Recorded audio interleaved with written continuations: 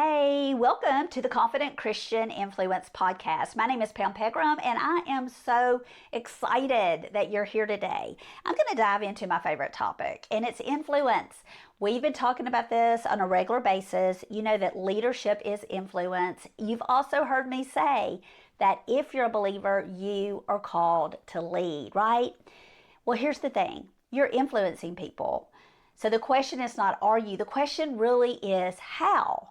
How are you influencing others? What impact are you making on their life? And if somebody's watching you, what are you teaching them?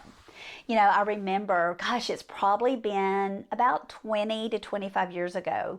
My oldest daughter gave me a card and she went into detail about what she had noticed watching me and what she had learned from watching me. It was really precious, and I cried and cried. And she listed things like, I listen when you pray with women on the phone.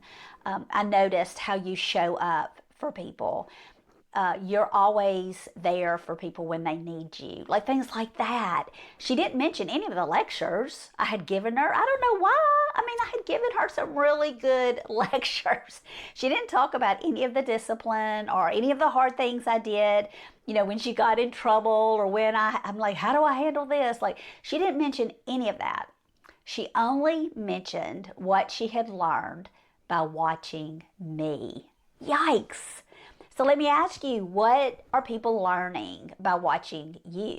You know, there are five ways I want to share today that you're influencing people that you might not have even given any thought to. And it's really important that you pay attention to these five things. Are you ready? Here we go. Number one, your attitude influences the atmosphere. I mean, your attitude is so important. There's a quote that says, people don't know how much you care until, there is a quote that says, people don't care how much you know until they know how much you care. That is so good. Are you a know-it-all? Do you love to walk in the room and tell people everything you know? I mean, y'all, they may not do it where you can see, but in the back of their head, they're rolling their eyes. They don't care how much you know. They want to know that you care about them, that you're glad to see them. You've already influenced them and made a negative influence right there. And you probably did it because maybe you feel intimidated or insecure and you're trying to make yourself feel better about being in the room. I get that. I really do. I get that. Also, how else does your attitude, like if you're grumpy and irritable and you're snapping back and maybe you're talking about how stressed you are, or maybe you're constantly talking about what's going on in your life. Well, there's hard stuff going on in everybody's life, and you're already revealing that you're very, very self-focused. And so be super, super careful about that. When somebody enters into the room where you are, or when you walk into the room, how does your attitude affect the atmosphere? Are you happy? Are you exuding hope? Do people see the light of Jesus inside of you? Are you joyful? Are you smiling? Do you smile at people? Do you look at them as like, I'm so glad to see you. I'm so glad you're here. Or are you just stressed out, overwhelmed, filled with anxiety?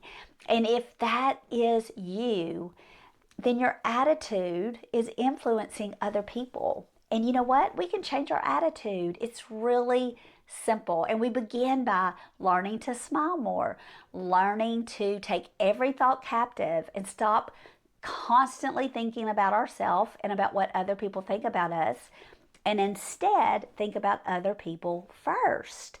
That's going to really change your attitude. Make yourself say things like, not I have to, but I get to. Not I have to go to this meeting, but I get to go to this meeting. I get to spend time with these people. I get to do these things, right? That makes a really big difference. And then just choose that you're going to show up and see the people and love on the people who are there. Now, I know some of y'all are going to say, Pam, I'm not a people person. Well, we are called to love God and love people. I mean, we have, it's just what we're called to do. It's what God expects of us. And you love people how you are, right? Maybe I probably would say, hey, I love you, see you later. But you don't have to do that, but you could smile and say, hi, good to see you. So be your best self. Let your attitude linger in that room in such a refreshing and positive way. Show up in a way that people are glad to see you. They're so glad that you came.